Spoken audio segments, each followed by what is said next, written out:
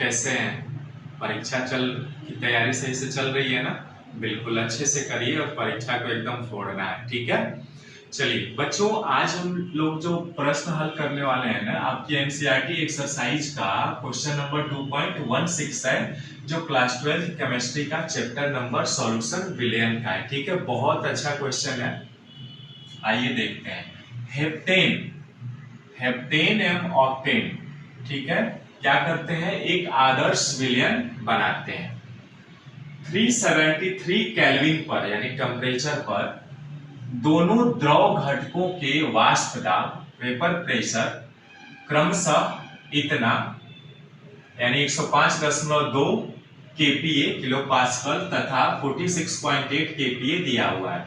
26.0 ग्राम heptane एवं 35.0 ग्राम octane के मिश्रण का टोटल वेपर प्रेशर कितना होगा, ये हमें फाइंड आउट करना है, ठीक है? कुछ नहीं करना है, बहुत आसान है, ठीक है? सबसे पहले तो हमें क्या दे दिया गया है? हेप्टेन की मात्रा दे दी गई है, दिया है ना? चलिए जो जो दिया है लिखते हैं। यानी वेट ऑफ हेप्टेन कितना दिया गया है बच्चों? 26.0 ग्राम, ठीक है? अब यहां पे देखिए, यहां पे P नॉट जो इनका प्रेशर है, P नॉट ऑफ हेप्टेन का कितना दिया हुआ है? देखिए दिया हुआ है, ये रहा आपके सामने 105.2 kPa पास्कल, ठीक है? ये दिया हुआ है बच्चों, ठीक है ना? अब हम क्या करते हैं? मोलर मास ऑफ हेप्टेन निकाल लेते हैं, है ना? यानी मोलर मास हेप्टेन का फार्मूला क्या होता है? हेप्टेन है ना, यानी C7H16। इसका मोलर मास निकालिए। 7 कार्बन है, एक कार्बन का 12 होता है, प्लस 16 हाइड्रोजन है, एक हाइड्रोजन का 1 होता है, ठीक है? ये आ जाएगा आपका 84 और प्लस 16, ठीक है? यानी ये आएगा 100 ग्राम मोल इनवर्स 1। ये क्या हो गया? हेप्टेन का मोलर मास निकाल लिया हमने, ठीक है?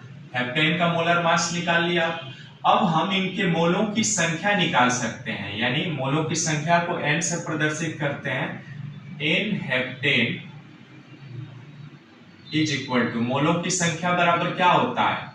भार बटे अणुभार होता है, यानी W heptane mass of heptane बटे मोलर मास ऑफ हेप्टेन, ठीक है? ये होगा, कितना दिया है? मास कितना है आपके सामने? 26.0 ग्राम बटे मोलर मास ऑफ हेप्टेन कितना निकाला है आपने? 100 ग्राम पर मोल इनवर्स 1, ठीक है? यानी इनके मोलों की संख्या n heptane is equal to कितना हो जाएगा? भाग देंगे, ग्राम से ग्राम कैंसिल हो जाएगा, मोल ऊपर चला जाएगा, 0.26 मोल आ गया ना? हेप्टेन के मोलों की संख्या कितना आया? 0.26 आ गया, ठीक है? ऐसे ही अब देखिए, अब क्या दिया हुआ है बच्चों? देखिए ऑक्टेन है, तो ऑक्टेन यानी वेट ऑफ ऑक्टेन कितना दिया हुआ है? देखिए उधर 35.0 ग्राम, ठीक है? उसके बाद इसका भी P नॉट ऑफ ऑक्टेन दिया हुआ है, कितना? 46.8 kPa, ओके? P नॉट भी दे दिया, प्रेशर भी दे दिया। अब इसका मोलर मास निकाल लेते हैं। मोलर मास ऑफ ऑक्टेन क्या होता है? ऑक्टेन यानी 8 C8H18, ठीक है?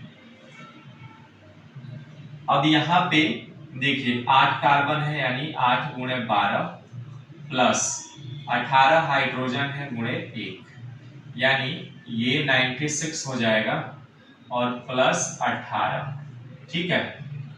4 इसमें कर देंगे तो ये 100 हो जाएगा, यानी 114।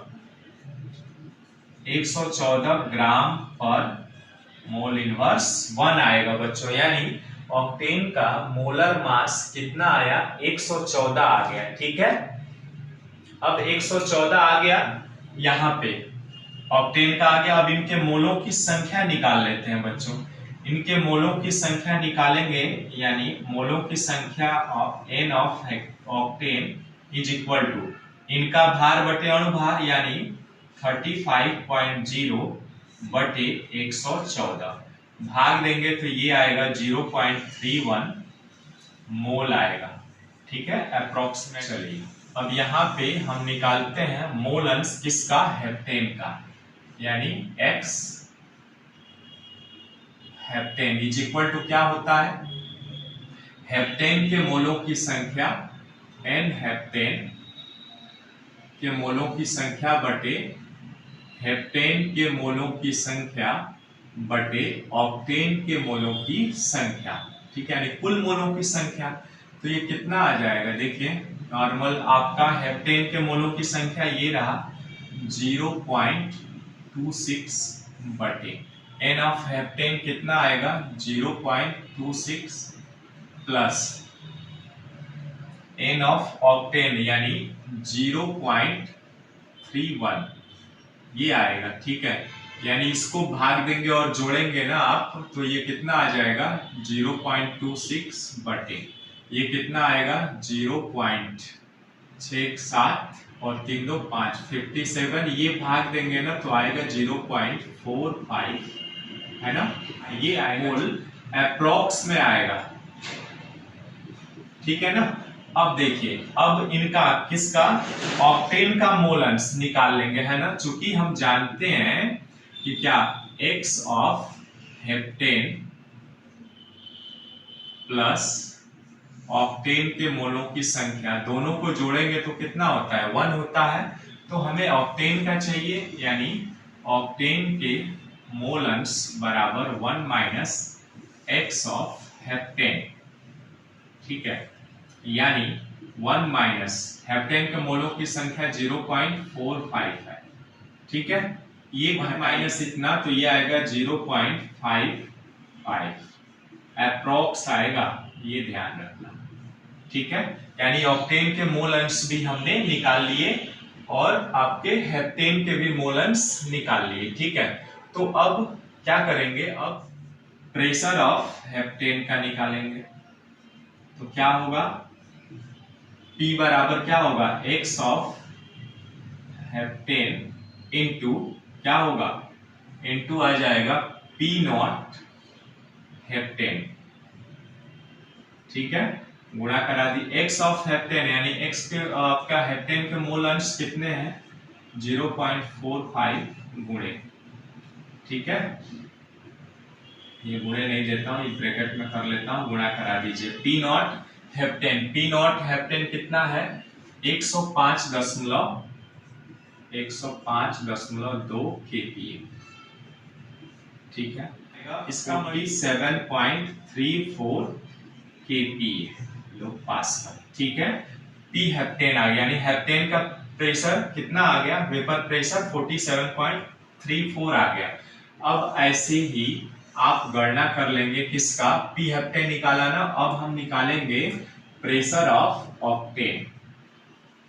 हेप्टेन का निकाला तो क्या होगा आपका, इनके मोल अंश यानी ऑक्टेन के मोल अंश।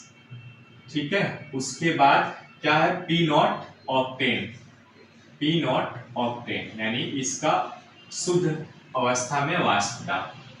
इनका मोल अंश कितना निकाला था अभी ऑक्टेन का आपने 0.55। ठीक है, और ये ऑक्टेन का P नॉट का मान दिया हुआ है, देखिए तो ये रहा 46.8 kPa। ठीक है, अब गुणा कराइएगा ना तो ये आएगा आपका 25.74 kPa। ठीक है, अब हमें पूछा है टोटल कुल मिश्रण का, है ना, वाष्प दाब।